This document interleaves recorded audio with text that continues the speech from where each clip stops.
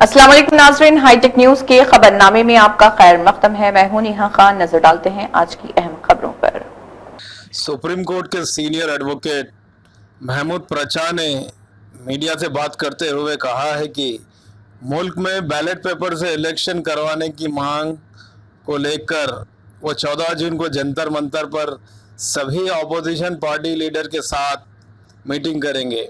आइए देखते हैं उन्होंने और क्या कहा। सभी ईमानदार पत्रकारों को जय भीम। अच्छा, मैं आप लोगों को एक मुबारकबाद देना चाहता हूं कि आप लोगों की वजह से और देश की जनता की वजह से जो मतपत्र द्वारा चुनाव कराने का जो एक देश की जनता की मांग है, वो एक बार फिर मुख्य बिंदु बन गई है देश का।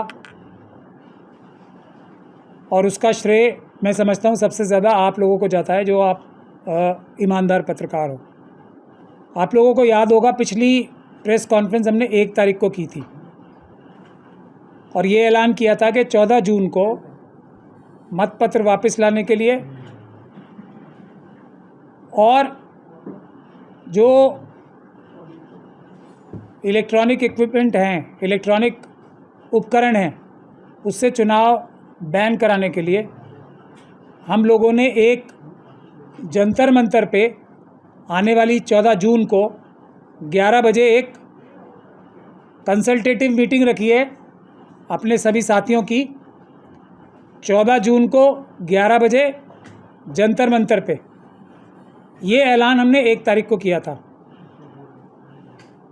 उसके कुछ ही दिनों बाद 2 बड़ी घटनाएं हुई। एक, बहुजन समाज पार्टी की जो सुप्रीमो हैं बहन मायावती जी, उन्होंने ये बात मुखरता से कही है कि ये जो इलेक्ट्रॉनिक इक्विपमेंट द्वारा चुनाव होता है,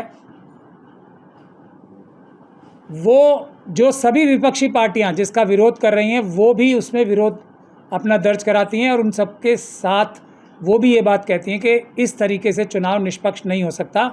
और उन्होंने एक और महत्वपूर्ण बात की कि मतपत्र से चुनाव होना चाहिए और जैसे ही मतपत्र से चुनाव होगा वैसे ही बहुजन समाज पार्टी के अच्छे दिन आ जाएंगे। ये सबसे महत्वपूर्ण बात है और मुझे बहुत खुशी है आप लोगों के सहयोग से और देश की जनता के सहयोग से मायावती साहिबा को ये बात अब अच्छे से समझ में आ गई है कि बहुजन समाज जैसी बड़ी पार्टी को छोटी पार्टी बनाने में आरएसएस और बीजेपी ने इन उपकरणों का प्रयोग किया है। वरना बहुजन समाज पार्टी भले ही कितने भी स्लीपर सेल उसमें आ जाएं, मिश्रा जी जैसे, उसको इतना कमज़ोर कभी नहीं कर सकते थे। मुझे बहुत खुशी है और इस बात की मुबारकबाद मैं आपको देना चाहता हूँ। मैं मायावती जी से ये भी गुजारिश करूँगा कि 14 जून को हमारा जो जंतर मंतर पे एक मंत्रणा का प्रोग्राम है और उसके बाद हम सब लोग बिहार जाएंगे। पटना में एक बड़ा प्रोग्राम 14 तारीख को ही अनाउंस करेंगे और उसके बाद बिहार के हर एक डिस्ट्रिक्ट में मतपत्र वापस लाने के लिए चुनाव मतपत्र से ही होना चाहिए, उसके लिए आंदोलन, बिहार में बड़ा आंदोलन शुरू करेंगे। उसमें वो अपना सहयोग करें और किसी अपनी पार्टी के कार्यकर्ता या नेता को भेजें ताकि हम लोग उनका सहयोग प्राप्त कर सके, देश की जनता उनका सहयोग प्राप्त कर सके, उनकी पार्टी का सहयोग प्राप्त कर सके। ये एक बहुत बड़ी जो है हमारे आंदोलन को बहुत बड़ा बूस्ट मिलेगा। और मैं ये समझता हूँ बहन मायावती जी का सबसे बड़ी जिम्मेदारी भी है, क्योंकि बाबा साहब डॉक्टर भीमराव अंबेडकर ने जो सबसे बड़ा एक सबको, हमारे हर एक देशवासी को राजा बनने का जो अवसर दिया था, 1 वोट का अधिकार देके, बराबर का 1 वोट का अधिकार सबको देके, ये उपकरणों द्वारा चुनाव जो कराया जाता है वो उस अधिकार को छीनने के लिए कराया जाता है। तो बाबा साहब के एक मत के बराबर के अधिकार की सबसे बड़ी जो उस पर चोट पहुंचाने का काम है ये उपकरण वाली चुनाव कराती है। तो मैं ये समझता हूँ बसपा का तो सबसे बड़ी जिम्मेदारी बाबा साहब की वजह से वैसे भी है, क्योंकि बाकी सब लोग तो अभी कुछ दिन से ही बाबा साहब का नाम लेना मुखरता से शुरू हुए, लेकिन बहुजन समाज पार्टी तो बाबा साहब के जो आदर्श हैं उन्हीं को पूरा करने के लिए ही बनी ही थी। उसकी संरचना ही काशीराम साहब ने बाबा साहब के सपनों को पूरा करने के लिए ही की थी। उसके साथ एक और महत्वपूर्ण घटना हुई। राहुल गांधी साहब जो हमारे देश के विपक्ष के नेता हैं, मतलब लोकसभा में, और अगर देखा जाए तो प्रधानमंत्री से, जो हमारे देश के प्रधानमंत्री साहब हैं मोदी जी, उनसे भी ज़्यादा संख्या में लोगों ने विपक्ष का नेता होने की लोकसभा में जिम्मेदारी उनकी लगाई है। तो वो कहीं ना कहीं 60% देश की जनता की नुमाइंदगी करते हैं, उनकी रिप्रेजेंटेशन करते हैं। तो उन्होंने भी एक लेख लिखा और उस लेख में 5 बिंदु उन्होंने उठाए। पहला बिंदु कि चुनाव आयोग की नियुक्ति सुप्रीम कोर्ट के आदेशों के खिलाफ है और वो बीजेपी और आरएसएस अपनी मनमर्जी का चुनाव आयुक्त बना रही है, ये 2 के वोटर लिस्ट में धांधली होती है, तो 3 वोटिंग परसेंटेज प्रोविजनल, जो 5 बजे की वोटिंग परसेंटेज चुनाव आयोग जिसकी घोषणा करता है और उसके अगले दिन जो घोषणा करता है उसमें 8% तक का बढ़ोतरी हो जाती है, ये तीसरा। और चौथा कि Bharatiya Janata party selective voting करा के, मतलब बूथ वाइज बोगस पोलिंग करा के, बोगस वोटिंग करा के चुनाव जीतती है। और 5वां, वो देश की जनता से जो एविडेंस है, जो सबूत है, वो छुपाती है सीसीटीवी और वीडियोग्राफी ना देके। राहुल गांधी जी ने अपने एडिटोरियल में मेरा नाम तो नहीं लिखा, शायद जो स्लीपर सेल्स हैं उन्होंने रोक लिया होगा राहुल गांधी जी को मेरा नाम लिखने से अपने एडिटोरियल में, और मुझे उसकी कोई तकलीफ़ भी नहीं है। लेकिन मेरे वाले केस का जिक्र ज़रूर किया कि पंजाब हरियाणा हाई कोर्ट से जो आदेश हुआ था वो मेरे वाले ही केस में हुआ था। और इंडियन एक्सप्रेस ने अगले दिन जो राहुल गांधी जी के एडिटोरियल के खिलाफ अपने फ्रंट पेज पे जो एक अपना निष्कर्ष छापा, उसमें मेरा नाम लिखा था उन्होंने, पर राहुल गांधी जी के एडिटोरियल में मेरा नाम, मेरे केस का नाम नहीं था। उसका जिक्र ज़रूर था। उस कोर्ट के आदेश को निरस्त करने के लिए बीजेपी की सरकार ने चुनाव आयोग के साथ मिलकर कानूनी बदल दिया। ये राहुल गांधी जी को शायद अभी तक बताया नहीं गया है कि जयराम रमेश साहब, जो उन्हीं के पार्टी में एक बड़े नेता हैं, जो जिन्हें हम स्लीपर सेल कहते हैं और वो हैं भी, उन्होंने हमारे इस मतपत्र वापस लाने के आंदोलन को 4.5 महीने तक डिले किया सुप्रीम कोर्ट में अपनी पिटीशन डाल के। उसकी वजह से 4.5 महीने देरी हुई, लेकिन उस जाल से भी जयराम रमेश साहब के हम 17 अप्रैल को बाहर आ गए। सुप्रीम कोर्ट से हमने वो क्लैरिफिकेशन ले ली कि जयराम रमेश साहब की जो पिटीशन है उसकी वजह से हमारे हाई कोर्ट की पिटीशन, ये पंजाब हरियाणा हाई कोर्ट की पिटीशन में भी कोई रुकावट नहीं आएगी। वरना चुनाव आयोग हर जगह यही कह रहा था कि राचा साहब की कोई भी पिटीशन ना सुनी जाए, क्योंकि जयराम रमेश साहब की सुप्रीम कोर्ट में जो पिटीशन है उसका इंतज़ार किया। खैर ये भी हो गया। उसके बाद राहुल गांधी जी ने एक ट्वीट भी किया। तो उससे पहले मैं ये बताना चाहता हूँ कि जो पहले 4 पॉइंट राहुल गांधी जी के थे, उसका बड़ा ही मुखरता से चुनाव आयोग ने इनडायरेक्टली उसका विरोध किया है और ये बोला है कि राहुल गांधी जी ने तथ्यों के आधार पर बात नहीं लिखी है और उनको शायद तथ्य पता ही नहीं है।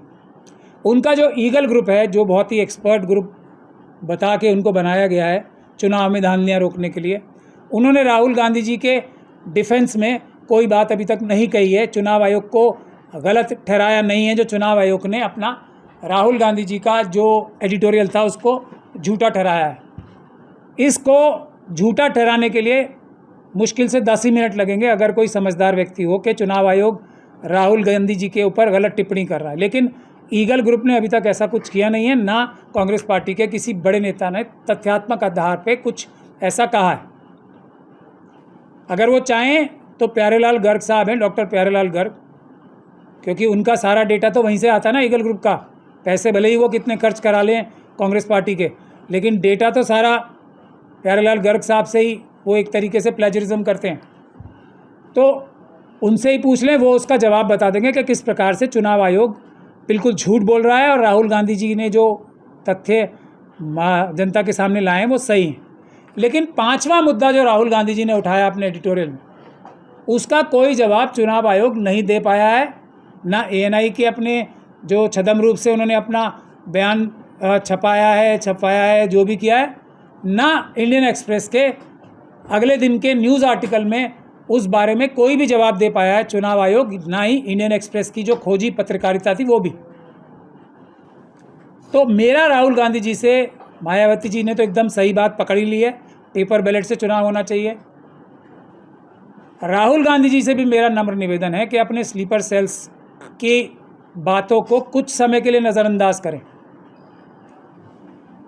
पेपर बैलेट की डिमांड एक ऐसी डिमांड है जिसमें कोई भी कमी चुनाव आयोग नहीं निकाल सकता। और उससे भी बड़ी बात, जो हम लोगों के केस हैं, मेरे जो केस हैं, वो 2 लाइनों पे बेस्ड हैं, सिर्फ 2 लाइनें। इसका कोई जवाब ना मोदी जी के पास है, ना RSS के पास है, ना चुनाव आयोग के पास है। और यही हमारा आंदोलन है कि हम चुनाव आयोग की सारी बातों को एकदम सफ़ेद झूठ उन्हीं द्वारा दी गई मटेरियल से साबित कर सकते हैं।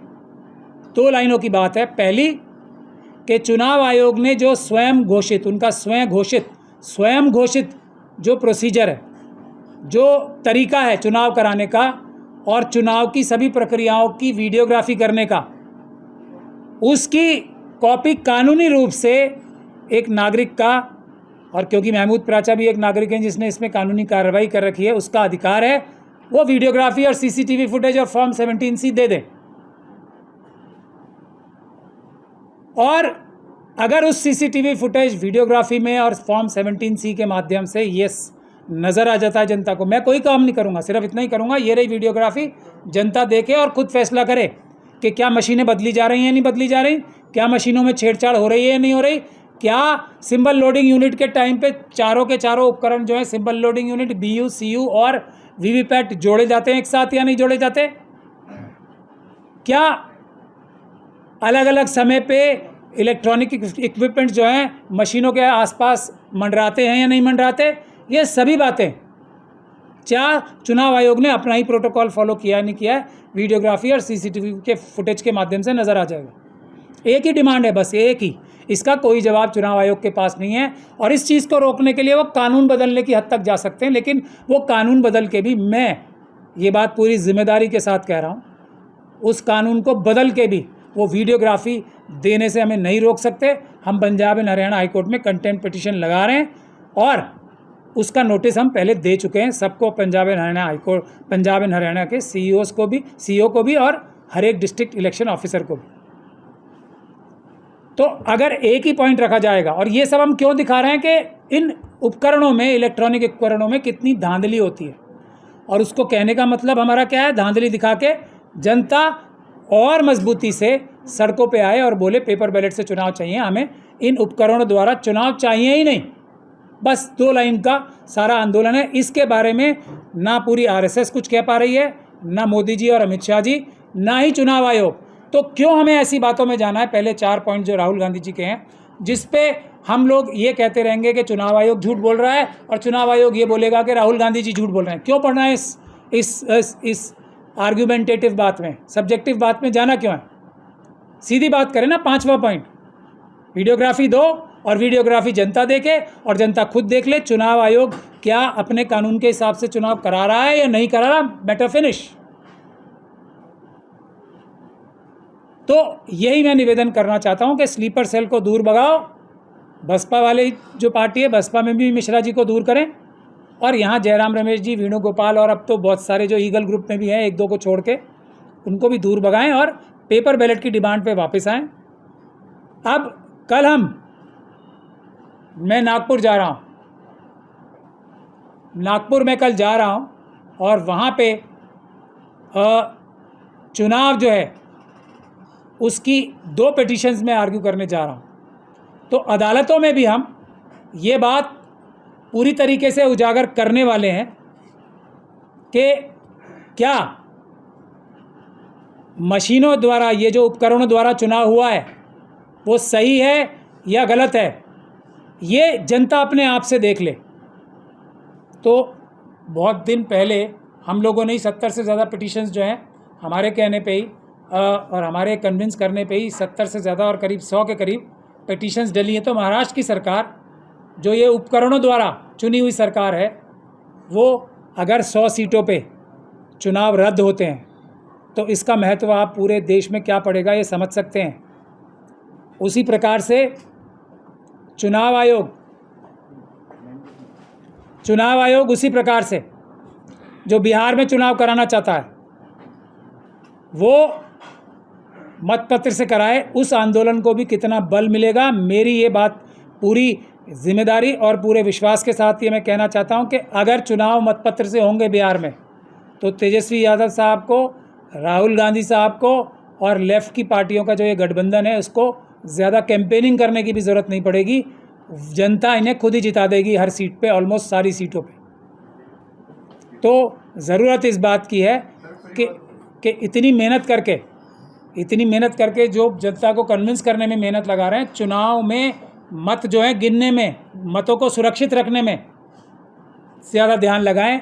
अगर ये चुनाव हम मतपत्र से कराने में नाकामयाब भी हो जाते हैं बिहार में, कम से कम हम इतना रोकथाम तो कर ही सकते हैं इन इलेक्ट्रॉनिक उपकरणों में कि धांधली इस हद तक ना हो सके कि बीजेपी वहाँ पे सरकार बना सके। तो मेरी गुजारिश यही है सभी लोगों से कि 14 तारीख को 11 बजे, 14 जून को 11 बजे जंतर मंतर पे आएँ सब बड़ी से बड़ी संख्या में। और उसके बाद बिहार के सभी, मुझे अम्बेडकरवादियों से ये गुजारिश करनी है, हर डिस्ट्रिक्ट के अम्बेडकरवादियों से ये गुजारिश करनी है कि वो अपने अपने डिस्ट्रिक्ट में आंदोलन खड़ा करें मतपत्र वापस लाने का, और हम लोग वहाँ पे आके आंदोलन में उनका साथ देंगे। पटना में हम खुद जाके बड़ी प्रेस कॉन्फ्रेंस भी करेंगे और आंदोलन भी, शुरुआत आंदोलन की बिहार में करेंगे हम। इसका जो हम अनाउंसमेंट है डेट की 15 के, हम पटना कब जाएंगे ये आंदोलन शुरू करने के लिए मतपत्र वापस लाने का, वो हम 14 तारीख को जंतर मंतर से ही करेंगे 11 बजे।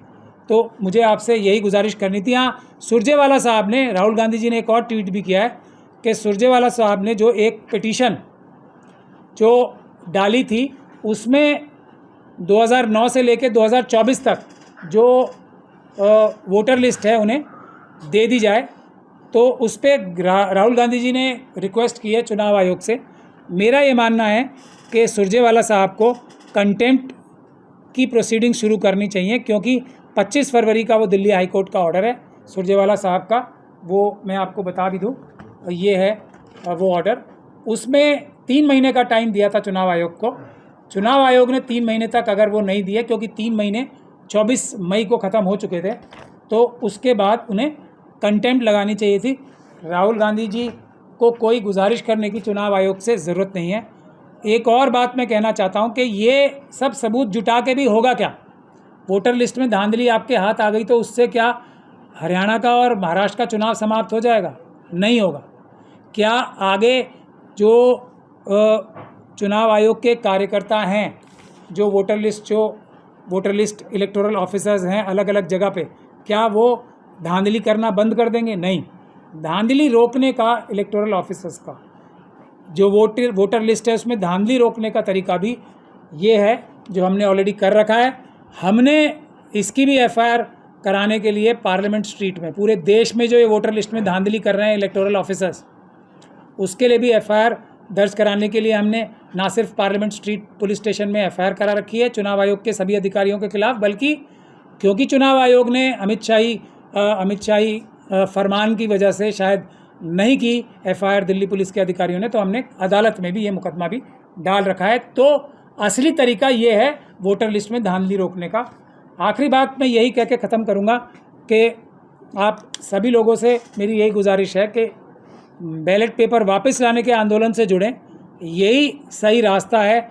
चाहे कोई भी गड़बड़ी और धांधली बीजेपी और आरएसएस कर रही है उसको रोकने का, क्योंकि अगर मतपत्र से चुनाव नहीं होंगे, पब्लिक ओपिनियन कितना भी बन जाए, कितने धरने प्रदर्शन हो जाएं, भारतीय जनता पार्टी को ये पता है कि वो चुनाव में धांधली करा के चुनाव जीतते रहेंगे और इन आंदोलन से उनके ऊपर कोई फ़र्क पड़ने वाला नहीं है। तो हर समस्या का एक ही समाधान है और वो है बैलेट पेपर वापस लाने का। धन्यवाद साथी।